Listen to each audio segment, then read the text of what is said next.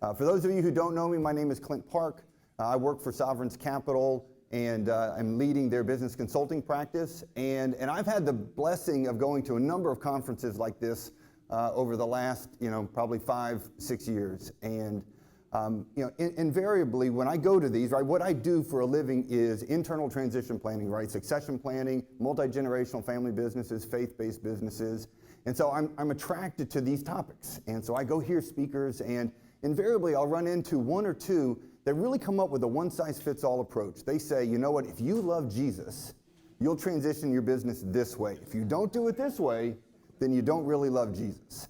And and that leads just to a lot of confusion because, right, if you own a family business or if you own a faith-based business, every business is unique.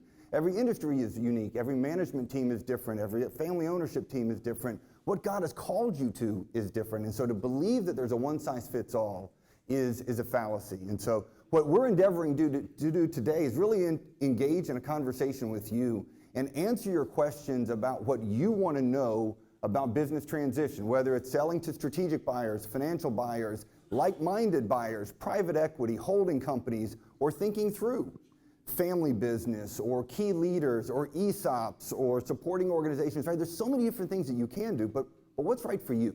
And what has God called you to? And how can we help you and encourage you and equip you along the way? So main format that we're going to do, there's no agenda, there's no slides, there's nothing that we're going to do. It's all based on you, right? So what I want you doing right now is, as these esteemed gentlemen introduce themselves, is be thinking, what did you come in here hoping to learn? Because as soon as they finish introducing themselves, I'm going to start getting your questions, writing them up on the board, and then we're just going to start answering, right? So you're going to create the agenda based on what you want to know, and because let's be honest, if you own a business, likely you're only going to transition one time in your career, right? And there's so many things to think about, so many things to try to figure out. So we want to try to answer as many of those questions as we can today.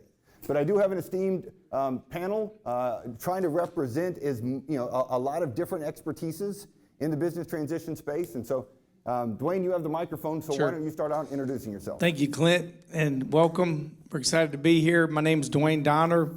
I'm the founder and CEO of Founders Advisors. We are a lower middle market investment banking firm based in Birmingham, Alabama. We have about 50 professionals. And what we do, and I've been doing, we're about to celebrate our 20th year in business. So we're excited about that. It means I'm getting old. But what we love to do is help mainly founder-based companies navigate through the process of kind of taking their companies to market through a sell-side process and going into the capital markets, because most of them don't really have never done that. And we take a values and relationship approach to that. It is a transaction business, but we love getting to know the owners, really trying to understand their goals and objectives, and helping them to get a really great outcome relative to what they're trying to achieve. And there are a lot of options. You're going to hear about some of them today. And if there's one thing I've learned in doing this for almost 25 years is that there's no one size fits all. There's a myriad of ways that you can go to market and a lot of different solutions. And that's what we love doing, helping find the right solution. Good afternoon. My name is Andrew Kane, and I'm a principal with Sovereign's Capital. Sovereign's Capital is a private capital firm dedicated to faith-driven investing with excellence. We have a number of different strategies, venture, public equities, lower middle market, and that's a team that I get to work on alongside Clint and a number of other teammates. And sort of like Dwayne, we get to work with businesses that are in sort of the $15 to $150 million revenue range. And they're usually owners who are looking to solve an opportunity, as we like to say.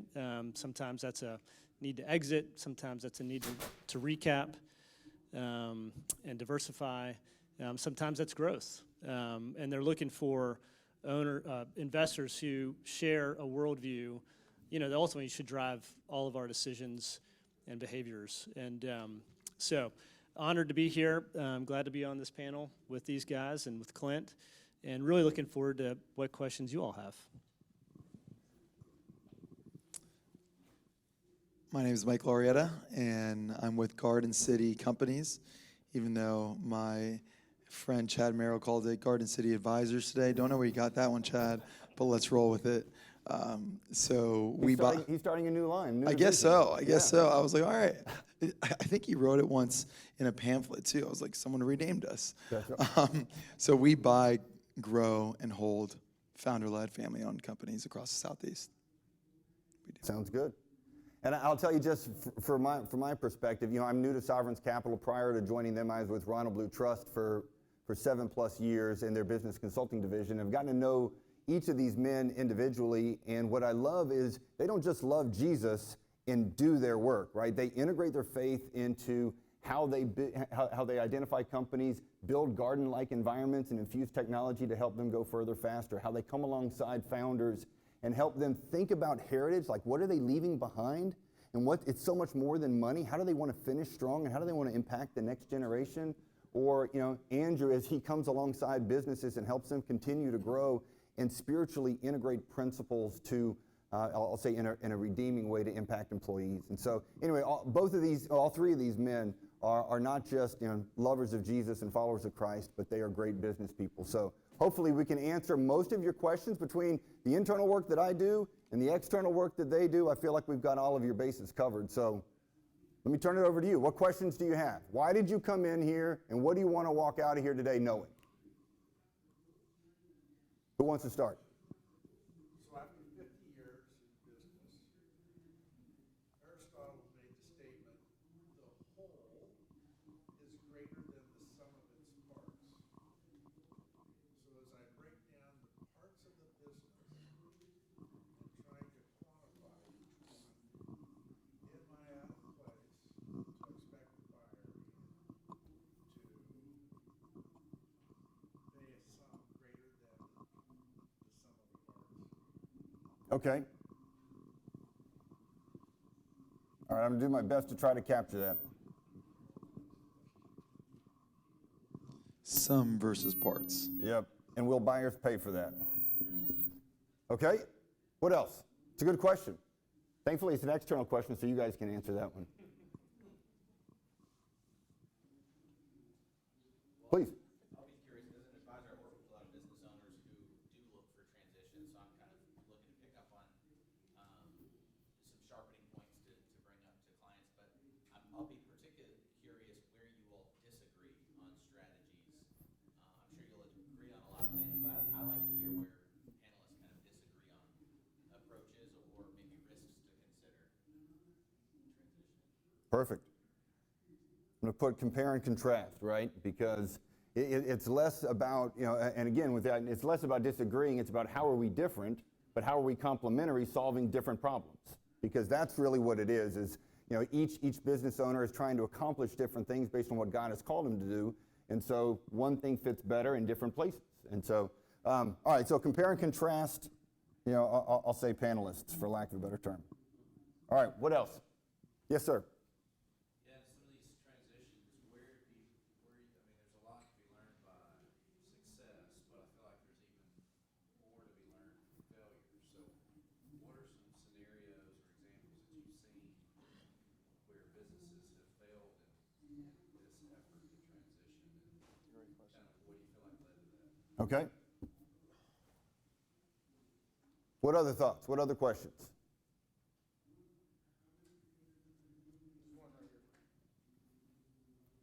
was recently hired by a company that I think is in this succession strategizing process. It's been a few weeks. I'm in the middle of a bunch of stuff. And I guess I'm sitting here, I was hoping I caught up on the process they're in the middle of it since there's lots of options. But I think my main question is how can I best serve them, help them with wherever we decide to go. I love the question.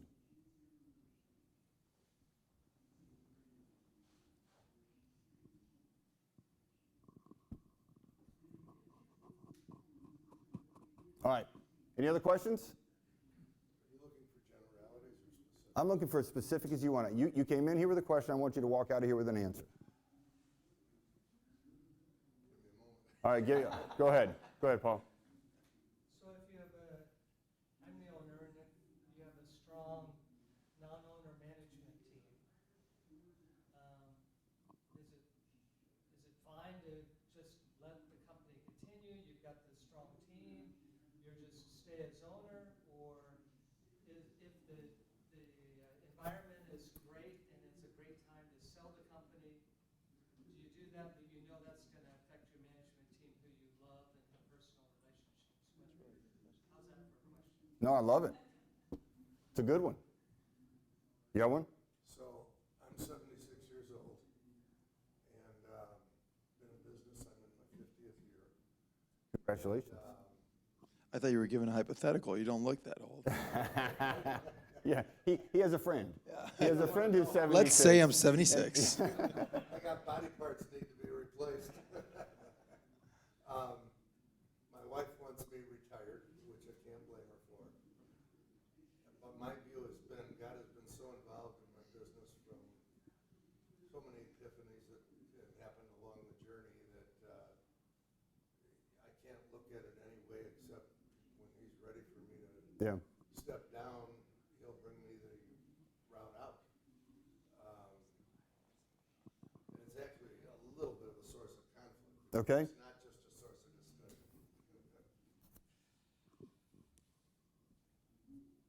All right, I'm going to label that kind of balancing passion and mission versus family. Wonderful. I wish I'd thought of that. Any others? Go ahead. Sorry, right behind you. How do so a lot of faith-based businesses are concerned about, one generation and done, because it's not a family-based perhaps. Mm-hmm. What are the options for a faith-based owner as he gets ready or she gets ready to exit? Okay. All right. I'm going to tie that one in here with the options with a strong management team because that would be the case, right? I don't necessarily have a family, but I got a strong team. What do I do? What are my different options? And as we talk about that, we'll answer the question around how do I love them well and not betray them, for lack of a better term. Does that work? All right. So maybe just trying to weigh, as we transition the company to a new owner, so we're a family-owned business. Women, my wife we're women-owned, which is unique, and it kind of positions us with some advantage, at least breaks ties Yeah. to our markets. So that might, public might lose that in this transition. Already had a transition plan that blew up, so plan B. And I'm thinking about just, how to weigh, a fair market value, because a lot of our wealth is tied up in our business. Yep. And then the other part would be, how do we continue to advance mission? Yeah. Just trying to weigh those two pieces. Not making it onerous. Obviously the people we love that are part of the company. Not wanting to kill them in this process, but also not maybe wanting to be hung out. Not wanting to be. I'm struggling right now with being the bank. Yeah. Right now we're growth. We're dying. Cash is killing us Yep. right now. We're dying. All of our money's in other people's banks. Yeah. It's sort of. No, sounds good. I don't know if that's a question. That's just my brief. No, it is, but no, I get it. All right, so we're going to jump in, but if other questions come up, as we're going along, let me know, and we can add them. That's why I originally was trying to put the other pieces of paper up there, just to capture as many questions as we can. But I'll also just want to identify there's some other kind of experts in the room. Again, I know Chad Merrill has worked with a lot of families around this thing. David Harper has worked with a lot of families around these issues. Alan Cox in the back has worked with a lot of families around these issues. So I think the first encouragement that I would give you is you're not alone. God has gone before you and raised up a multitude of counselors that just as you're as passionate about your business, they are passionate about helping you finish strong. And so that would be my first word of encouragement. But let's jump in with the first question, right? I'll refresh your memories. The idea was, does 1 + 1 = 3? And if it does, right, if all the pieces of these different businesses that I've built, and I don't know if there are separate companies and you're vertically integrated or if these are different divisions of the same company, and you guys can ask that clarifying question if you want to, but will a buyer pay a premium for the whole versus, the individual parts as they're thinking about transition? I think it would be good to know, are you referring to multiple entities or different lines of businesses? Real estate sold separately, equipment sold separately, the operating entity is separate, and the separate operating entity is separate. But you go to market as one? He's trying to determine that. Yeah. Yeah. Well, As one, what's your name, sir? What's your name? David Marks. David. Now, you saying 50 years, you said Aristotle, was he in business 50 years or you in business 50 years? Came to my mind. Okay.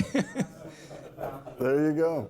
Well, over 50 years, you can assemble a lot of things in a business. But, I mean, generally, most of the deals we work with, they have a real estate component, a lot of companies. And we find it's always typically better to separate the real estate from the business because those are two different asset classes that, really, if you keep the real estate as part of the business, lots of times you don't get the full value of the real estate. So that's always, or generally, the better solution. There are some times when that's an exception if the real estate is not a good piece of real estate or something, and you're trying to sell it with the business because you can't sell it outside the business. As far as within a business, really, what generally investors like these guys are buying is a future cash flow. So they're investing in what the future cash flow is of that business, and typically you have the assets in your business to make the cash flow. So you have working capital or equipment or whatever. Very rarely do investors or buyers want to buy individual assets unless there's something very unique about those assets, their patented equipment or something. But generally, they are buying the combined going concern, and that's really how they value the business. And the assets are really just there to achieve that cash flow. And so people get confused about it because it's like, okay, because generally, they were like, hey, well, I have this big balance sheet. And by the way, if you have a really big balance sheet and a small cash flow, that's called a not good business. Most people don't like those businesses because it takes a lot of assets to make a small amount of cash flow. And so people, generally get confused about that. But I would say, very rarely do the pieces, selling off pieces of a business give you, a better outcome than the business as a whole if you have a good business. Now, if you have a business that's not making cash flow and it's not performing well, your only option may be to sell off the pieces. And that's really just, you're just selling off assets at that point. Because generally when we take a company to market, if you have a good business, you're going to get what we call, a premium to your asset value. You're going to have goodwill in that business because you've built something that is more valuable than just the parts. And that's called a good company that trades that has goodwill in the business. So I don't know if that answers your question, but that's kind of my view on it. Very rarely would the pieces be worth more than the whole if it's a good company.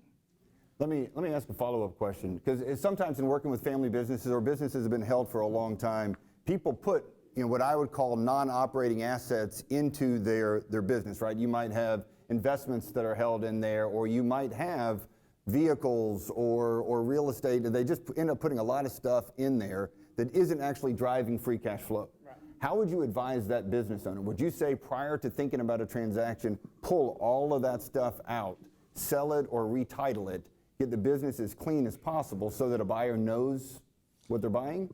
I think in an ideal world, yes, but it's a very simple math exercise where if your wife's truck's on the business or car's on the business and it costs you $50,000 a year, it's just an add back at the end of the year. So if your business made $1 million, now it's making $1.05 million. So it's just a simple add back, right? Ideally, it's better that it's clean.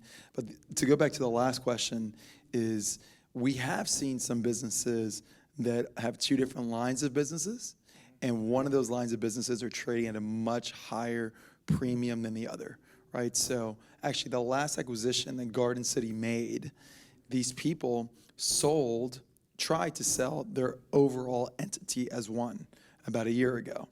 And they basically were like, hey, well, this IT deployment side of the business that we own, you're putting $0 value at it. And they're saying, yeah, it's because we want the managed service piece. That's what we're buying, is the managed service piece. They were like, yeah, but that's what's paying the cash flow. Like, that's actually what's throwing off most of the cash flow. But that's what we want. So they broke that off. They split it into two, and we bought the side that they were valuing at 0. So for them, it was an 8-figure investment for them to break it off. So in that case, it would be that the parts were more valuable than the sum, right? Or there's another company that we're looking at right now, and this is an anomaly, but he has a small software business. Software businesses trade at top-line revenue, right? We're only looking at businesses and putting a value on the bottom line. So for him, it would be very wise to split those off and go and hire founders and say, hey, take us to market as a software business, right? So there are sometimes that, depending on what business models lie within the business, it probably does make sense to break them off. Yes, I would agree, because lots of times, to your point, within a business over 50 years, you develop different lines of, you might have a manufacturing company that develops a service company, and, those are generally will trade at different multiples and, different buyers. So, yeah, that's a great point. Got nothing to add. Andrew, why don't we, I want to jump over this one for a second. We'll come back to it. What have you learned? So I know you were a part of a family business for a while and now work on the sort of faith-based private equity side. What have you learned from different failures that you've seen, either within family businesses or within some of the different companies that you've looked at that have caused you to not be attracted to them or not want to invest? Sure. And who asked that question? The question about examples around failures or lessons learned, maybe? A gentleman in the back. Thanks. I just want to make sure. So we all probably have some stories we could lean on. I have a great privilege of having been part of a family business that did make a transition from a third generation family ownership to a fourth generation family ownership. I both was an operator in that business as well as a a director on the board, as well as an owner, along with siblings and siblings-in-laws. And so one of the lessons that I learned just kind of firsthand in that is even if you think you communicate clearly, work harder at clear communication. It's amazing how particularly family members or folks who have worked together for a long time can attach meaning to statements, can attach meaning to actions that maybe has not been intended, has not been an intentional thing. And so I think one of the key fundamentals, I like to think a lot about fundamentals and basics. One of the keys is communicate, and ask questions, sort of reserve judgment, right? If you have an intuition and a suspicion, right, and you assume something, you're sort of in the lane of judgment. If you have intuition, suspicion, you add a question to that, you get into the land of discernment. And that's where you want to be, is the land of discernment. So communicate, I think, can help a lot of things, certainly not all things. And then I would say in addition to that, and that's sort of your personal responsibility, and Clint already mentioned this, surround yourself with people who have done it before. Oftentimes, owners, this will be maybe your one and only, maybe one of a few moments that you're making a momentous decision, and it impacts a lot of people. And so find guides who are experts, whether they're CPAs or attorneys or individuals like Clint who have just seen a number of different iterations of this. And again, sort of back to the land of discernment, ask a lot of questions. So more to say, scratching the surface, but I'll pass the mic. Yes, we over the years have seen a lot of great success stories, a lot of really tough, outcomes, and mainly when we've seen these deals not work, it's because the folks kind of didn't take time to really, work through what I call a process. I mean, that sounds, kind of sterile, but I mean, taking time to really understand. And I like to compare this to like dating, or finding a, because you're really finding a partner at some level, depending on what you're trying to do. And, it's hard to know, and Mike might not like this, but there's different ways to do this. But we've seen deals work really well when folks have a long-standing relationship, they've gotten to know each other, just kind of like courting. Somebody you get to know over time, you've built a great relationship, you know who they are, and you put a deal together. We've seen that be successful. What happens lots of times is, the glitter comes in, people, there's people constantly out there calling these companies, and they start, kind of just from a cold call or some just flyer. Hey, we want to buy your company. We got all this money. It's a great deal. And they start wooing. It's kind of like the beautiful woman that walks in and, starts taking you down a path. There's something about that in the Bible. You got to be real careful. And, but people get kind of wooed into it, and they're just determined that they want to do this because it's sexy. And we many times try to say, whoa, before you do that, let's take a step back and let's really look at what you're trying to do, because they haven't even set out. Let's be like saying, I want to go, find a spouse, and you haven't really identified what you want, what qualities you want in a spouse, or what that means, so that's where you get in trouble. And what we really like to do is be more thoughtful and intentional about the process on the front end before you even go to market, before the pretty girls show up. You kind of go, this is what I'm looking for in a partner. This is what I want my outcomes to be. You start to establish that. And then you walk through the process of, on your terms, having those folks come in. And like lots of times when we walk somebody through a process, we're really presenting the business to the very qualified investors that generally we know and have vetted.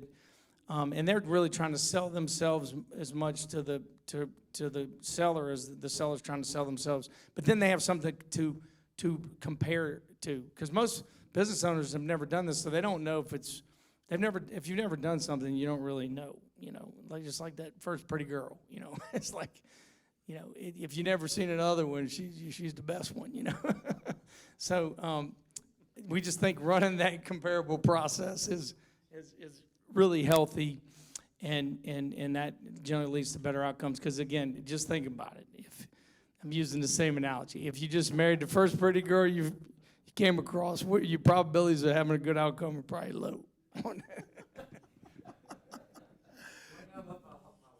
That's right. That's right. Disclaimer, Dwayne Donner is one of our investors. Just a disclaimer. So he could put a couple good words out there for Garden City. There's a lot of failures, I think, that business owners make, a lot. One is probably thinking that, so I'll give you one at the top of my mind right now. There's a business that we've been talking to, and the gentleman makes their annual cash flow is about $5 million a year. And he's saying, yeah, but we're making $5 million a year because I've been running it this way. That's why. If I ran it X way, it'd be making 6.5. But I'm paying the front desk person $65,000. I just bought new trucks, and that was cash instead of lease. So forth and so forth and so forth. And what we say is, well, that is the value of your business, that you pay people livable wages, that you give people salaries instead of hourly wages, that you buy your trucks and you don't have debt, right? So that is the value of your business. So if you want to go ahead now and try to add that back or whatnot, that's not going to work like that. So whatever you're running your business as, that is the reality. That is fact. Fact versus feelings, right? That is the fact. So how you're running your business is a fact. So that's something that a lot of times really hurts business owners. The other thing that I think is a big failure is, as believers, your business is your ministry for the most time. This is your platform. As believers, your business is your marketplace or your ministry, right? So the saddest thing that could ever happen is that you have spent decades building your baby. This company that you're very proud of. This company that says a name on the front door and you remember how you came up with that name. This business that you know what happens around Christmas time, that you're blessing these people because you know this children's story, that she couldn't get pregnant, but you helped her with IVF, and so forth, or whatever the stories are. I mean, this is your baby. And the saddest thing in the world is if you just hand that over and you have no other involvement. So that's a failure I see happen all the time. So if that's your case and you're like, hey, I know I need a succession plan. I'm not going to live forever. I don't have a child to pass this off to. Rollover equity is probably a very important thing to you. The way that Dwayne was talking about that girl is that's probably one of the attributes is I want to be sure that I still have some involvement, right? Does that mean advisor? Does that mean board member? Does that mean something? But that's a very important aspect, right? Obviously, we're here at the FCCI conference. You have a Christian investment bank, you have a Christian private equity company, another one, right, a holding company.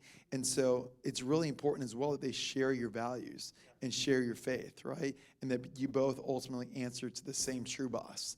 Because immediately out of the gates, they're going to be the majority owners and you're not. So the one word is trust.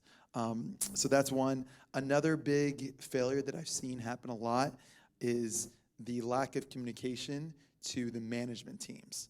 So a lot of times the owners keep it very close to their chest.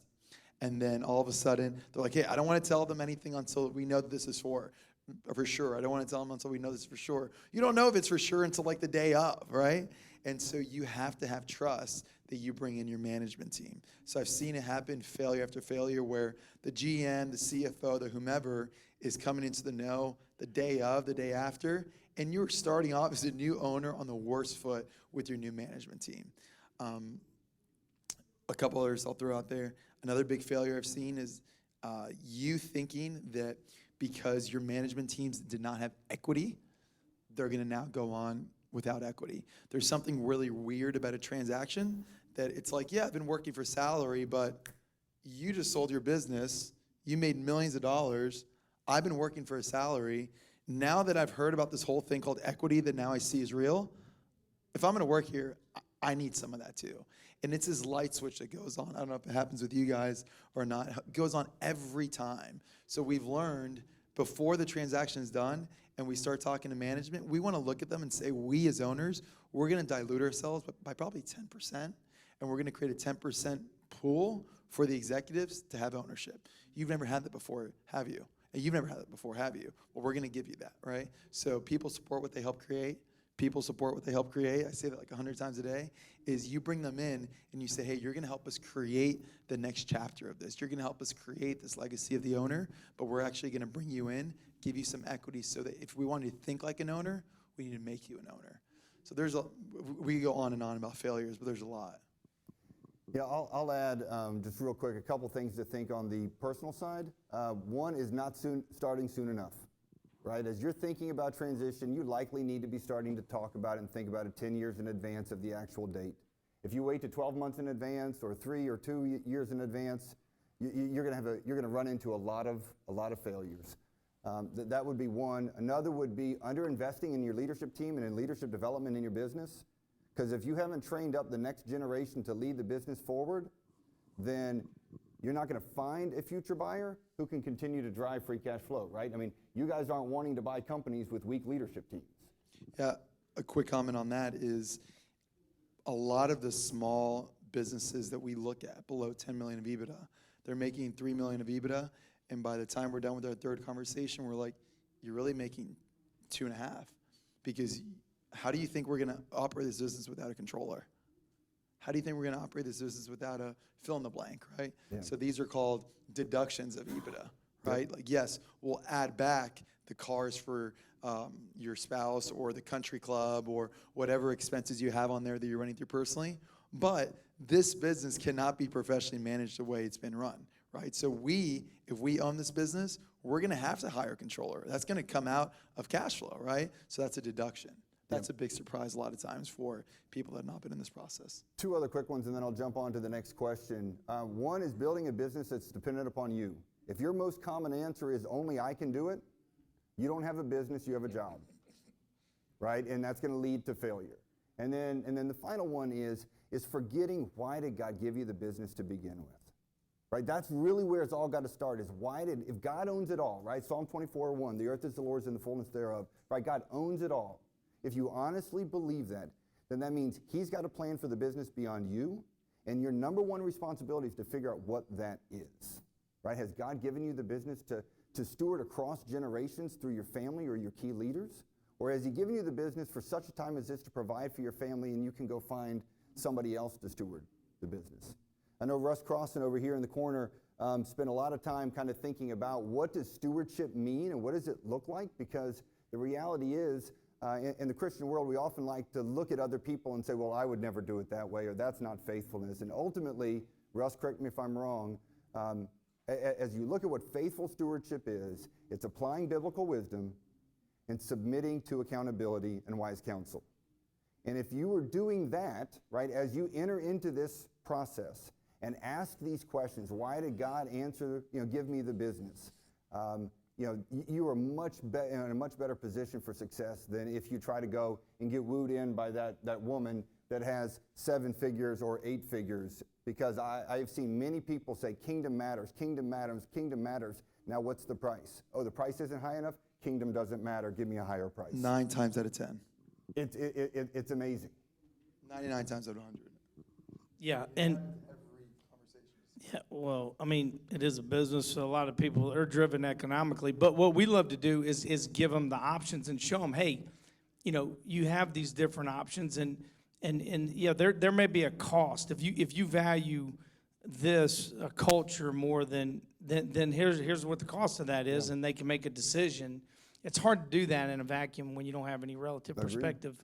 And I do think culture is huge, and that's why we see a lot of these things fail, because companies end up doing a deal with an investor or another business that doesn't share their culture, and there's just a big clash. It's amazing, how much that matters in a business. So if we could, because we're running short on time, I want to make sure we get to as many of these as we can.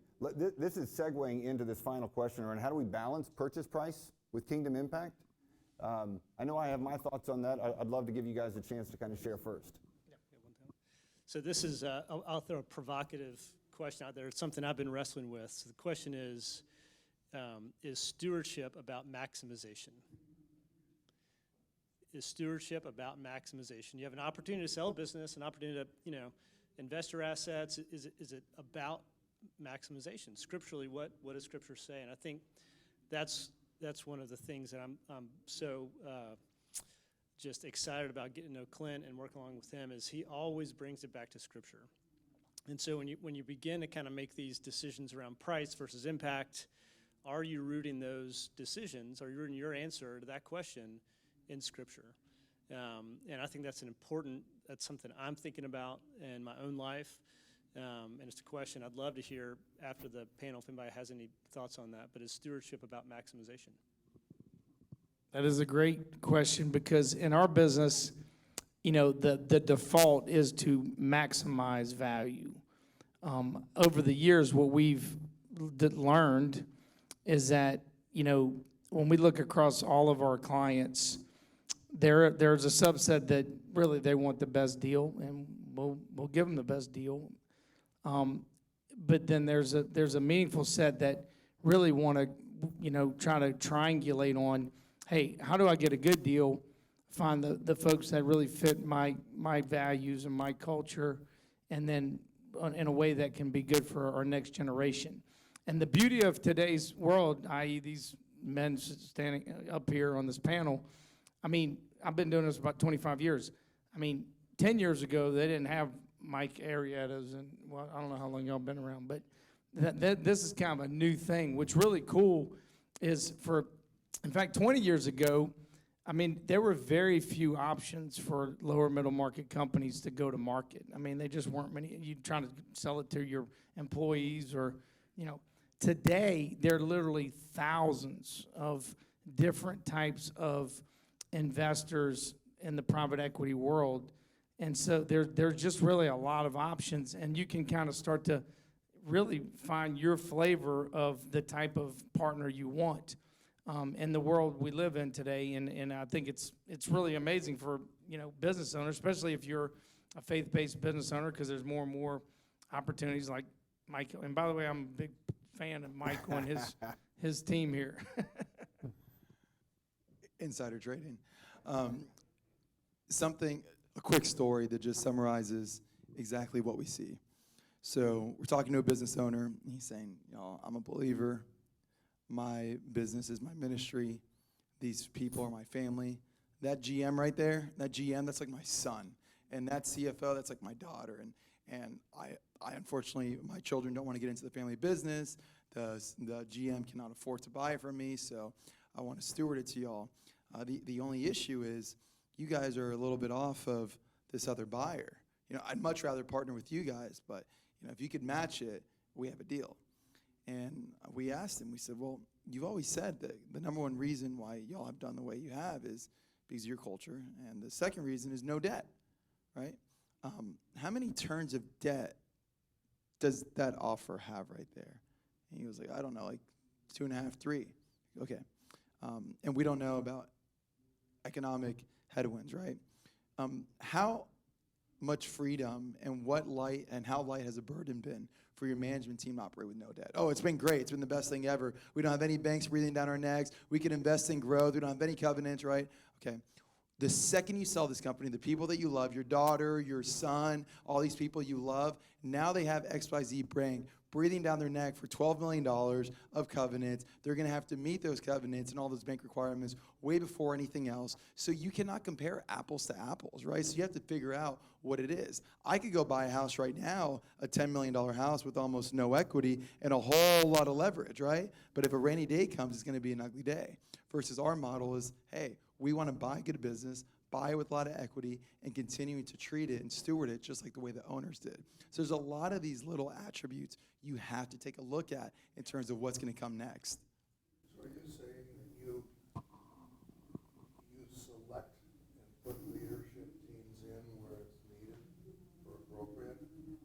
If we have to buy a company, It's not like planting a garden. Here's the pumpkins, here's the tomatoes, and once you buy that plot of land, okay, all it needs is to be watered and then harvested, so on and so forth. Are you on an ongoing basis? You mentioned earlier how many companies you're involved in and how many you turn down. What is your part? I'm sure the participation varies in every single one. Can we come back to that as we kind of do the compare and contrast? Because I think that gets into some of the differences in how we handle leadership teams and how we build value in companies. Wrapping up on the purchase price versus kingdom impact question, I would say two things that I learned at Ron Blue that I would encourage you to think through. One is financial capital is not the only thing you're stewarding, right? So maximizing purchase price is just one of the 3 things that you're stewarding.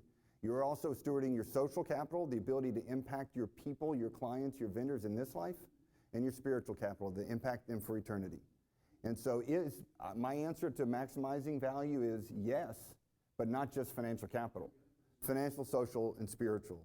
And so, to Dwayne's point, right, you don't want to look at an offer in a vacuum, right? You want to be able to compare it against other things to get an idea of what value is. I would also say you don't want to make the decision about an offer in a vacuum. If you don't know how much you need from the business to reach your financial finish line, right, to be able to walk away and be the loving parent and grandparent that you want to be the faithful, ministry supporter that you want to be, to accomplish whatever God is calling you to next in your life. If you don't know what is needed for that, then you really can't look at any number and make a decision. Because you're making an ignorant decision. And so you need to have, right, I'm not a Ron Blue employee anymore, but I still bleed blue, right? So you need to have a financial advisor. You need to know how much is enough. Because then, their challenge, my encouragement would be to figure out how do I balance financial, social, and spiritual capital and not just chase zeros. The best question, just to summarize it, is if you had a magic wand, what's your ideal picture-perfect situation? That's the first question we ask on every call, is if you had a magic wand, what is your ideal picture-perfect situation? Who are you selling to? What are you doing? How much? Who's involved? Where is it? So forth. All right, so I want to be sensitive to time. I'm not sure what our exact stopping time is, but I imagine we got to be coming up on it. Obviously, we can go longer. So if you want to get up and leave, you can. I'm going to push through and try to answer the rest of these questions. I'm going to lump a couple of them real quickly together, and then we'll finish up with a compare and contrast. So if you need to go, if you got to meet a spouse, or if you got somewhere else you need to go, feel free to stand up and walk out. I'm going to hit around how can I best serve owners approaching transition, and what are my options with a strong management team, and kind of balancing passion and mission versus family. I think I can probably touch on real quickly together. First, I love the question that you're asking. As a leader in the company, how do I support the owners? Right? A well thought through business transition plan thinks about culture, it thinks about leadership, it thinks about ownership, and it thinks about governance, right? It thinks about those four things. It doesn't just think about how do I move shares from one hand to another. Because as these men have kind of alluded to, right, if I sat down and said, hey, what makes your business unique? What makes it special? I can guarantee you there's two things you're not going to do. You're not going to pull out your tax return and look at it and say, hey, look at my tax treatment. Look at what great tax planning I have, right? And you're not going to pull out your shareholder agreement and say, look at this amazing shareholder agreement. Look at how well we're structured. You're going to talk to me about your people. You're going to talk to me about the impact. You're going to talk to me about the legacy that you're leaving. And so whatever transition plan you come up with, whether it's internal or external or whatever option there is, it's got to start with all of those things. How do we continue the culture? And we do that through continuing the governance structures, the leadership structures, and the ownership structures. So my answer would be, as a leader, would be coming alongside the owners and saying, how can I strengthen the leadership team? How can I help you build a governance structure? How can I reinforce the culture? Because as you're doing that, you're positioning the business for a more successful transition, whether it's internally or externally.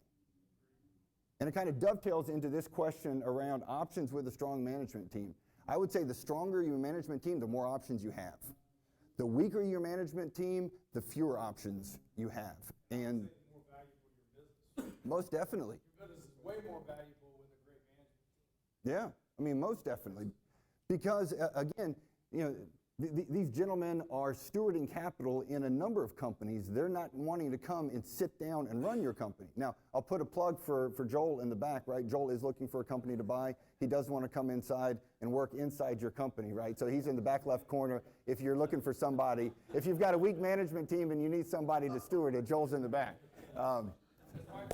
That's right. That's right. So, but no, in all seriousness, right?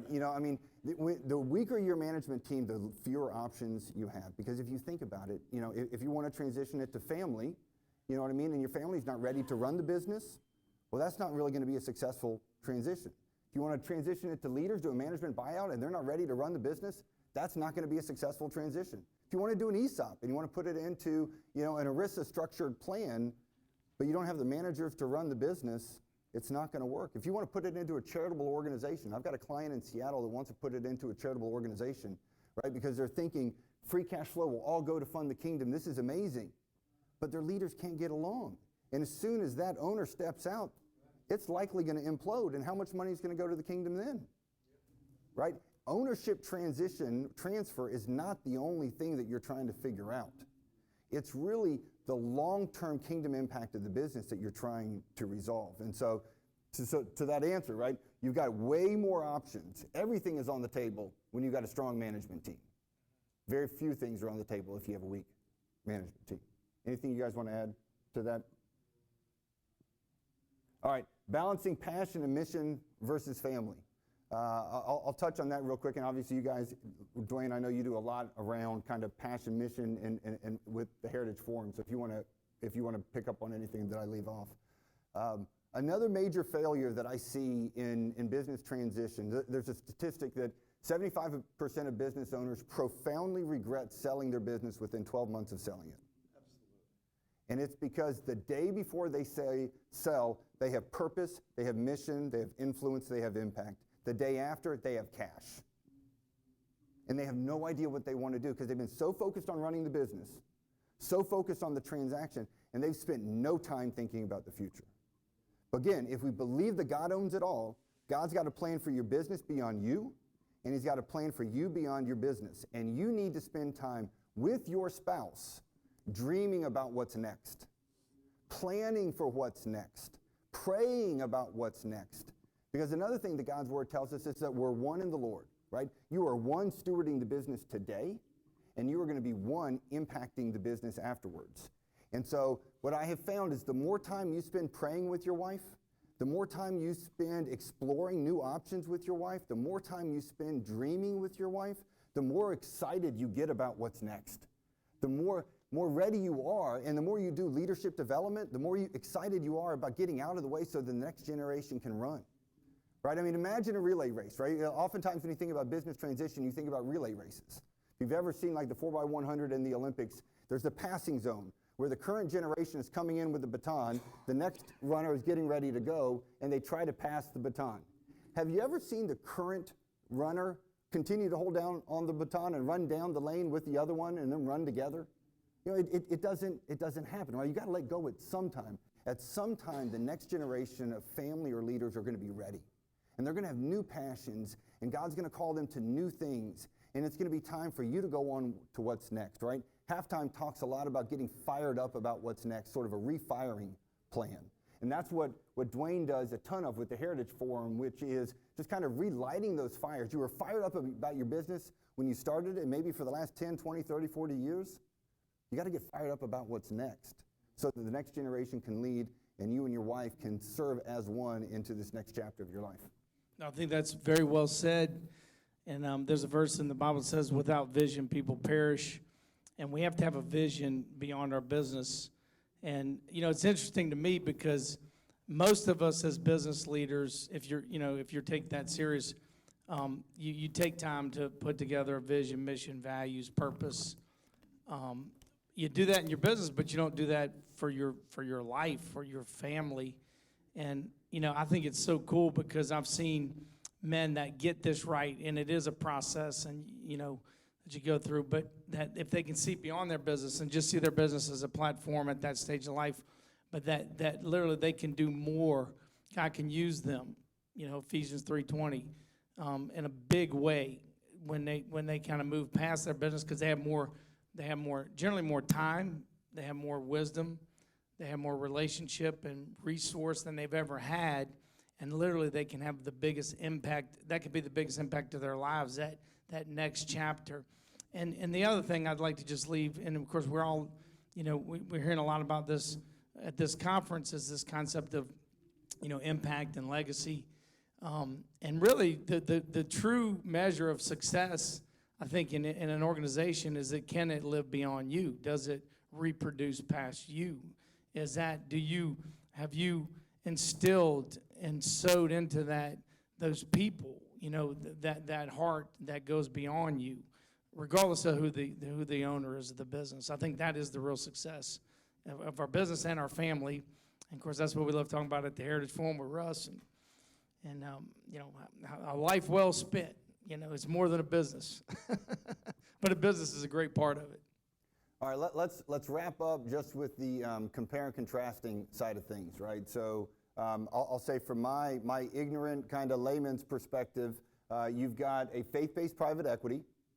You have a faith-led investment bank, right, that sells companies to strategic or financial buyers, and then you have a faith-based holding company, right? Is that fair, kind of high level? I know there's a lot of distinctions in there, but just so share a little bit about what makes private equity unique, what makes kind of going to market to sell strategic or financial, and what makes kind of the holding company unique, and maybe why you're excited about it, why you're passionate about the work that you do. Sure. But before I do that, I do want to say one quick thing. I think all these questions, they get at I think an axiom when you all are walking through this, and that is there are matters of the transaction and there are matters of the heart, and they are directly linked. And so the matters of the transaction will move your heart, but is your heart really sort of the source, right? I mean, are you caring well for your heart? Are you tending that scripturally with community, with prayer, so that they are the ones driving the transaction? I think, and Clint he's much more wise than I, but that's one of the things I've picked up on from Clint, just as he's shared about his work. So Sovereign's Capital, I'll zoom way out. We're a faith-driven private capital firm, been around 10 years. We have 4 strategies. We have a venture investing strategy. We have an institutional investing strategy. We have a public equities investing strategy. And then I'm on the lower middle market team, and we work with small to mid-sized businesses. The kind of the key for us is that we have faith-driven investors who really want to pair and allocate their dollars with faith-driven entrepreneurs. And so that's kind of the work that we do broadly. Specifically for me, in the private equity world, I think a couple differences from a holding company perspective, at least, and certainly we're different than founders. We're not running a transaction process for you. We're typically the buyer that a founders might, consider one of the potential in the universe out there. We think a couple things. One, we sort of think very prayerfully, very carefully about it. We are a fund, so we do have a 10-year time frame with a couple-year, one-year extensions. We do have an evergreen option if that's appropriate. And I think that is to say that we come at it from a sense of we try not to be prescriptive about what's right for a business in that season and try to pair well, again, with that transformed team and really come alongside them in a way that helps them from a forward stewardship perspective continue to build a great business. And we think that will generate optionality if we're doing these things that many of you have asked about well. And that's a lot of where we kind of can add some perspective to owners and leadership teams. We're often, we call it, we're going to run another lap with them. There might be many more laps that they run or that business runs, but we're at least going to run the next lap with them and help them and come alongside them to do that with excellence. Yes, that's great. So we are advisors. So my partner talks about we're like river guides. If you've not been down that river, you need a good river guide to go through the rapids. Or what? Or a hunting guide. Or a hunting guide, yep. But the bottom line is we have a team of really awesome, men and women that live by the golden rule. And we basically say, look, if I was going to go through this, how would I want to be treated? What would I want to know? And we simply, take our clients through that process and, because most of them have never been down that river and saying, look, I really want to equip you to go down this river and have the outcome that you desire. And by the way, it's awesome to be able to walk somebody through that because they've spent, a lifetime building something and you don't want them to, make a bad move right at the end or, in the transition of the next phase. So we get the privilege to help people, navigate through that process with the goal that we get them the best outcome. And I would say that both of these firms represented here would be great outcomes for people who have a goal and objective to, have a partner who really shares that value of being faith-based. But there's other options for folks, and I think having options and being able to weigh those things is always good because it gives you a relative perspective, and you feel good about the outcome, or you feel good about the deal. Again, if you marry that one pretty girl, you just never know. Don't do it. He had to finish off there. Couldn't hold him back. So in terms of how Garden City, I didn't know anything about this whole finance space, right? I was at DocuSign for almost a decade before, and I just said, hey, baby, talking to my beautiful girl, I said, what would it look like if we just bought these small businesses? I was like, I don't know, we'd buy them, definitely hold them forever. So let's buy companies and hold forever. And if the owner rolls over some equity, how does he get his second bite of the apple is what people say in private equity a lot. Well, it would be us. We would just bring in a third-party advisor like Russ and Ronald Blue, and we would just say, or whomever, and just say, hey, value the company as a third party and tell us what it's worth whenever that business owner wants to sell. Great, that's what it's worth. So we'll buy you out because we want to hold this in perpetuity, right? So we buy and hold versus any mandate.